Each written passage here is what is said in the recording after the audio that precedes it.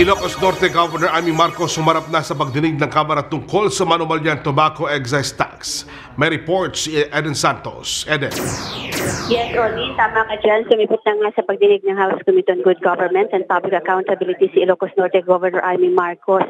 Kasama nito ang kanyang ina na si Ilocos Norte Congresswoman Imelda Marcos at si dating Senate President Juan Ponce Enrile na tila tumatayong legal advisor daw ng gobernadora. Sa pagdinig, isa-isang sinagot ni Governor Amy ang mga katanungan ng mga kongresistang miyembro ng komite. Iginiit ni Amy na walang irregularidad sa pagbili ng mga naturang sasakyan. Anya, gusto lang nilang madaliin ang procurement dahil kailangan na ito ng mga magsasaka para magamit sa pagbiyahe ng kanilang mga ani. Paliwanag naman ng gobernadora kung bakit sa mga barangay ipinamahagi ang mga sasakyan binili gamit ang 66 million pesos na tobacco excise tax ay dahil may mga magsasaka naman sa bawat barangay. Dagdag pa niya, hindi nila kakayanin ang malaking budget kung lahat ng mga kooperatiba ng mga magsasaka ay bibigyan ng sasakyan.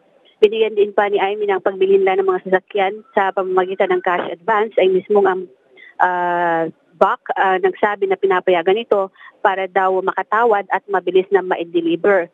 Maging ang Ilocos 6 ay sinalang sa pagtatanong at sumagot rin ang mga ito sa mga tanong kumpara noong mga nakalipas na pagdinig na ayaw sumagot ang mga ito na nagresulta sa kanilang pagkakakulong.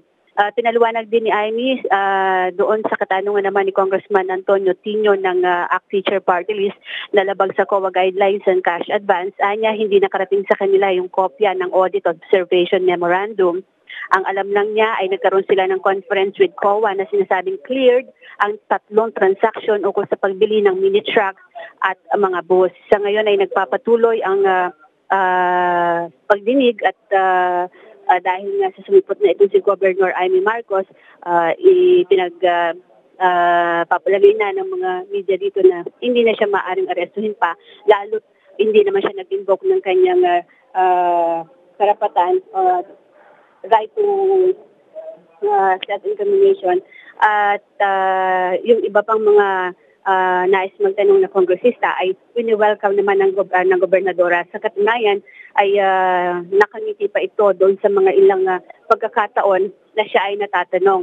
Ang una na lang ng mga media dito ay kung papaano daw igigisa naman ni House Majority Leader Rodolfo Fariñas ang gobernadora kaugnay nitong sinasabing maanumalyang transaksyon gamit ang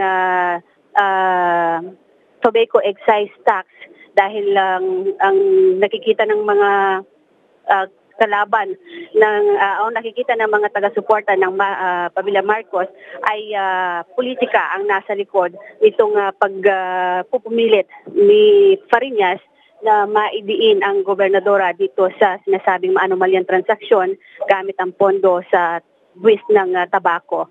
O din yan muna mga kaganapan dito sa mababang kapulungan ng Kongreso para sa Eagle News. Eden Santos, I am 1 with 25.